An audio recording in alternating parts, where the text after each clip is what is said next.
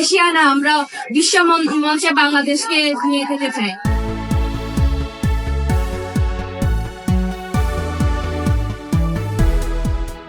অবশেষে এশিয়া কাপের মূল মঞ্চে খেলার যোগ্যতা অর্জন করে দেশে ফিরেছে বাংলাদেশের উইমেন্স টিম।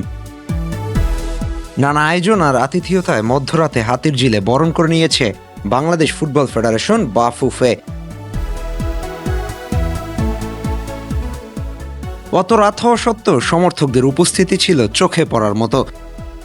ওদের এমন অর্জনে এমন আয়োজন বাফুফে থেকে প্রাপ্য।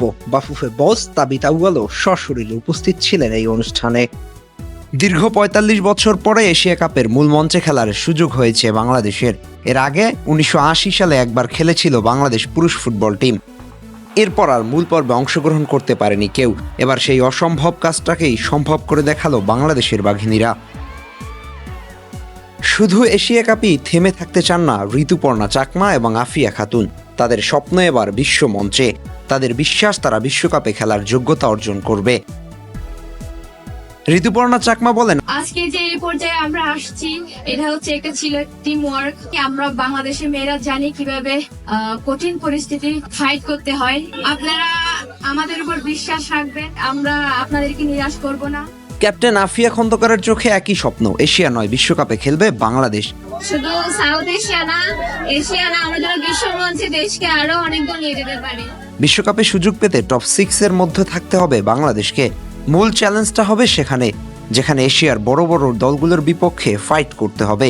সেখানে আছে অস্ট্রেলিয়া, চীন, দক্ষিণ কোরিয়া, জাপানের মতো শক্তিশালী দল। এদের বিরুদ্ধে জিতে সামনে আগাতে হবে বাংলাদেশকে। তবে র্যাঙ্কিং সবকিছু নয়, সেটা এই টুর্নামেন্টেই প্রমাণ করেছে বাংলাদেশ। ৫৫ ধাপে এগিয়ে থাকা মায়ানমারকে তাদের ঘরের মাঠে ২-১ পরাজিত করেছে বাংলাদেশ। সেটা আরও একবার প্রমাণ করার পালা হবে এশিয়া কাপের মূল মঞ্চে। আপাতত ওদের ফোকাস থাকবে এশিয়া কাপকে ঘিরে।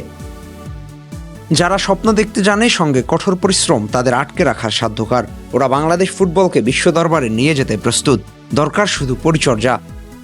বাফুফে এবং কোচ পিটার বাটলারের নেতৃত্বে সেই পথে হাঁটছে বাংলাদেশ নারী ফুটবল। দেখা যাক মূল মঞ্চে কতদূর যেতে পারে মেয়েরা। সঠিক পথে থেকে ভালোভাবে প্রস্তুতি সারতে পারলে এশিয়া কাপে চমক দেখাবে বাংলাদেশ। আপাতত ওদের এই অর্জনে সন্তুষ্ট থাকুক বাংলাদেশ। যেটা এতদিনে হয়নি, সেটা যেহেতু হয়েছে, একদিন না একদিন বাংলাদেশ বিশ্বমঞ্চেও খেলবে। হয়তো সেদিন বেশি দূরে নয়, যেদিন লাল সবুজের পতাকা উড়বে বিশ্বমঞ্চে।